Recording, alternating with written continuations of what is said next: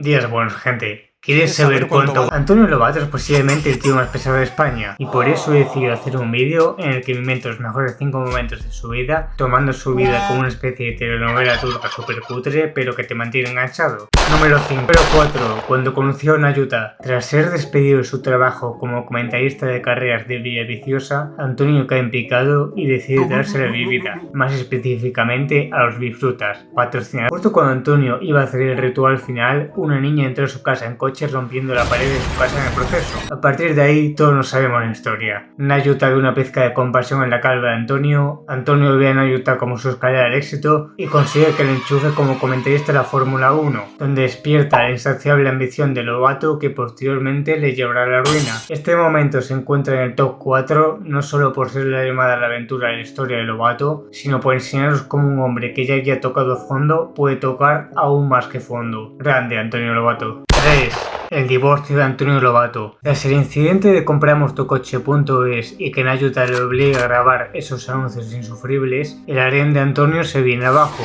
Esto ocurre justo después de que Antonio perdiese todo su dinero en el casino, en un vano intento de suplir la dignidad perdida con la adrenalina que le proporcionan los juegos de azar. Lamentablemente, y como ya he dicho, Antonio termina perdiendo los 4 millones de euros que suponían toda su fortuna. Cuando llegó a su casa se enteró de que sus 4 esposas ya le habían pedido el divorcio por separado, y su fe muy de confianza ni siquiera le dirigía la mirada. Coloco este momento número 3 porque refleja de manera correcta cómo las personas podemos recaer en nuestras acciones, aún llevando mucho tiempo limpios, cuando sentimos que nuestra vida se viene abajo. 2. La muerte de Antonio Lobato crucificado cuando hizo de Jesucristo en Semana Santa para darle esperanza a un pueblo muy cristiano de Filipinas.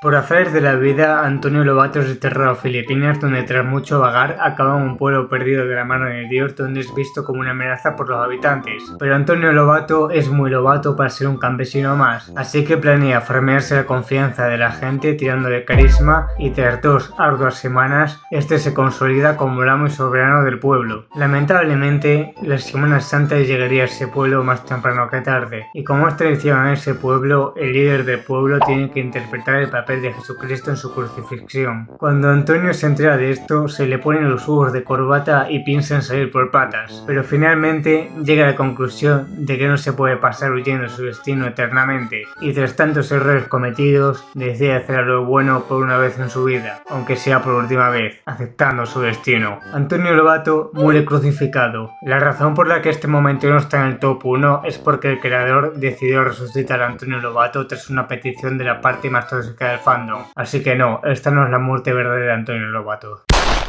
Si no te has leído el manga o no te has visto la serie de adaptación de Movistar, puedes pensar que el compramos tu coche no es más que un anuncio pesado que se ha vuelto meme de lo pesado que es. Pero os equivocáis, compramos tu coche es mucho más que un anuncio. Es la forma que tiene el creador de ilustrarnos cómo la ambición puede convertirse en codicia si no sabemos manejarla. Para este punto de la historia, Antonio Lobato ya tenía todo lo que había soñado. Trabajaba siendo un comentarista reputado, tenía una casa con piscina, había encontrado el amor y además había formado una familia con 2 hijos que no eran suyos. A primera vista, Antonio estaba más que satisfecho con esta vida y todos pensábamos que yo le había logrado todo, pero no, Antonio quería más y decidió abrir su propio negocio de compraventa de coches. Es aquí cuando se nos revela la verdadera naturaleza de Antonio Lobato. No es el hombre generoso que vive en Nayuta, sino que es un hombre avaricioso que no dejará ni el último centavo en la mesa. Antonio trataba de emular a los grandes emprendedores como Bill Gates o el calvo de Amazon, y no paraba de compararse con ellos para convencerse de que todas las decisiones que tomaba por su empresa eran por un bien mayor. Primero decía que lo hacía por su familia y para que nunca pasaran por las dificultades que él pasó, pero poco a poco fue dejando esa excusa y empezó a dejar salir a la luz que solo lo estaba haciendo por él mismo y porque se moría por reconocimiento. Y finalmente lo consiguió,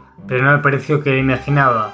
Antonio venía de aumentar el valor de su empresa un 200% a ver si no pagar a sus empleados. Fue ahí cuando un hombre en traje llegó a su despacho con la propuesta de grabar un anuncio para aumentar la visibilidad del negocio. Antoñito estaba encantado con esta idea. Ya no solo amasaría cantidades ridículas de dinero, sino que encima la gente conocería su nombre. Se moría porque la gente hablara de él por las calles. Antonio cerró el acuerdo, grabó el anuncio y ¡pum!